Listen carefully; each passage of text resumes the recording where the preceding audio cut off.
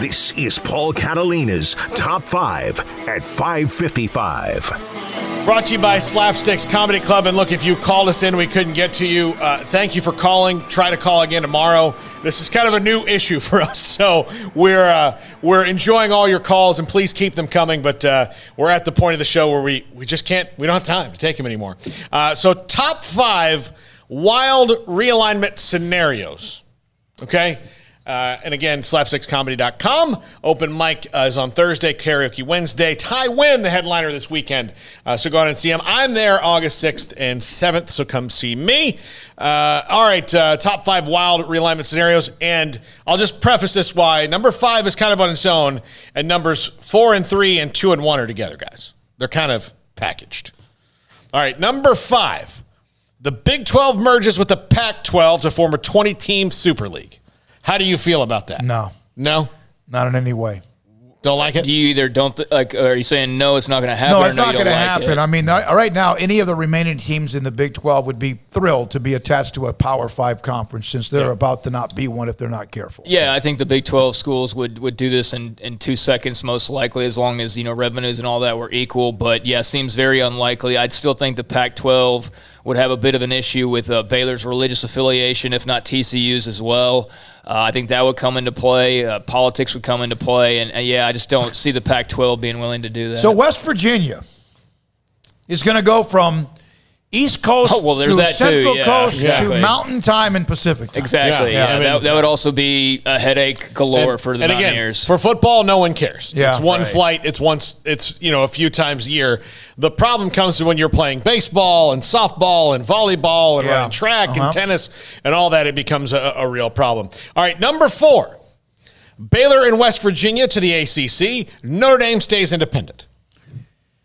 If the ACC wants either one of them, which we don't know, but I would, if I'm Mac Rhodes and that call came in today, you don't just say yes. I know you say, oh yeah, you do. No, but that to me is very interesting and enticing. And Notre Dame staying independent, well, I think they're going to do that no matter what. I think they're going to do that until their hand is absolutely 100% forced. See, this just makes me believe that there is no way that grant of rights stays in the way that it is now, because we've already had 5 scenarios where somebody says, hey, would you like Baylor to go to this? And automatically, yep, as soon as they get a phone call. And I have no doubts that every other fan base, all 7 others in the Big 12, feel the same way. So we're certainly good thing we're not in charge of keeping things together to get that big buyout from Texas and Oklahoma, because the fans would have already split this conference 8 different ways. I'll just tell you, I'm such a cynic, Craig, that if I was in charge of the Big 12 offices, I'd have been like, go to the liquor store, ask them for boxes. They always have them. Pack up the office like that. That might have been my mindset. I don't know that Baylor and West Virginia bring enough to make it worth it for the ACC. I think that they could both fit in really nicely. I do think that Notre Dame will stay independent. Yeah. Number 3, Texas Tech, TCU, Kansas State, and BYU, if that would happen, would go to the Pac-12. Well, why would BYU not be in the Pac-12 already? Well, and again, that's a good point. But if they don't like religious schools. Yeah, getting to 16, yeah. I'm just trying to get them to 16. Okay. Yeah. That's just kind of a... Yeah, I don't think BYU obviously would make the cut there with the Pac-12. I mean, they could have done that a long time ago if that were the case. Plus, they also have their own TV. I mean, that's the thing, too, is like, everybody's talking about Notre Dame needs to do this, and Notre Dame's like, no, we don't. And then everybody thinks, well, BYU should just go join the Big 12. I'm sure the BYU has interest. I know they do from the last round of this, but at the same time, like, they don't need to be any rush either. They're set more so than a lot of other schools. Most of BYU's TV Why is Texas Tech, TCU, but not Baylor? Well, because I was... You didn't pay attention to me. You get it. You get a demerit. I said 4 and 3 are tied together, and 2 and 1 are tied together. All right. Okay. Well, it's a B- for today so far, Smokey. You can rally. I was a Dean's List guy. You know what? If we had a chalkboard, you'd have a frowny face right now. You wouldn't get cookies after recess. All right. This has been sick of. All right. Number 2. Okay. Oklahoma State and Kansas to the Big Ten together. Now this is a different scenario. So these aren't tied in together. Well, they're kind of tied in together. But there you go. But so here, Oklahoma State and Kansas, not Iowa State and Kansas. Yeah, I hadn't thought about Oklahoma State in the Big Ten all that much, honestly. Mm-hmm. I don't know about the AAU thing and all of that stuff either with Oklahoma State, nor does it really matter. But I don't know that the Big Ten's all that interested in even Kansas. I mean, I understand the basketball thing, but how about the rest of it? The rest of it kind of sucks. I mean, it really does. There's not a whole lot to write home about. We know about the football program. They're in a mess of messes right now as far as just the top of the leadership and what's gone on there.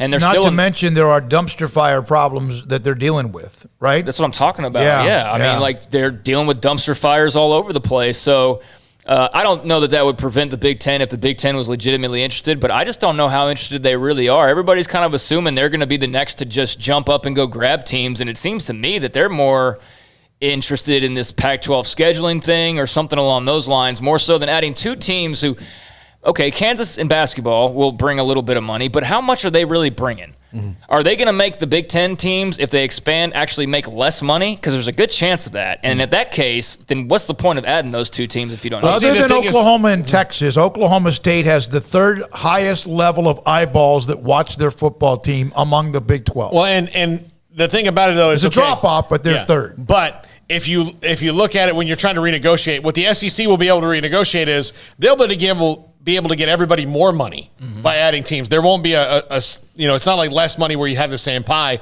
They're growing their pie.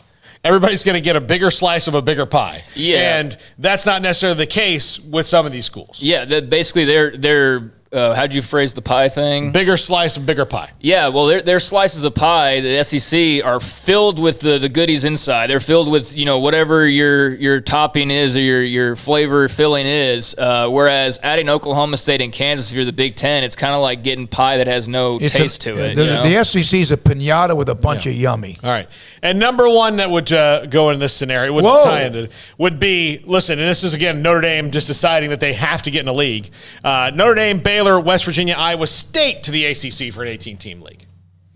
Does that do anything for you? Kind of feel the same way about what I just said as far as the Big Ten and whether it would lower the actual money being made by the schools already in place. I don't know the logistics of what this would do. But, man, I just don't see a lot of the appeal. There's nobody left that's going to go make any conference that much better right away. And see, part of the reason I did this top five today was because I wanted your opinions on this, because you hear all these scenarios. And so I took all these scenarios, essentially, it's not from my brain. These are from the internet. And let's put them into... I hope that's not your brain. Yeah, no. But let's put them into practice and like... look at them practically. And again, there's holes in all of it, which makes this so much more confusing. And which makes the move by the SEC that much more brilliant. I mean, they made the ultimate move. The only thing they could have done that would have been, I don't know, they would have been bigger, but would have been on the level and maybe a tad bigger, would have been going and pulling Ohio State and Michigan out of the Big Ten, or Clemson, Florida State out of the ACC. I mean, that was a big you-know-what move by the SEC, and they not only were already the best conference, and then they added the best possible duo they could, not named or on the same level as Ohio State, Michigan, etc. But now they're left, they've left everybody else not only running around with their heads cut off, but with not really a whole lot else to offer when you think about it. I mean, who's out? There's no OU or Texas out there. There's brands that have value. There's brands that have positives, but all of them, to your point, have negatives as well. So it's just a double whammy of a move by the SEC. Sam Kahn, Chris Level, also David Hellman and John McClain.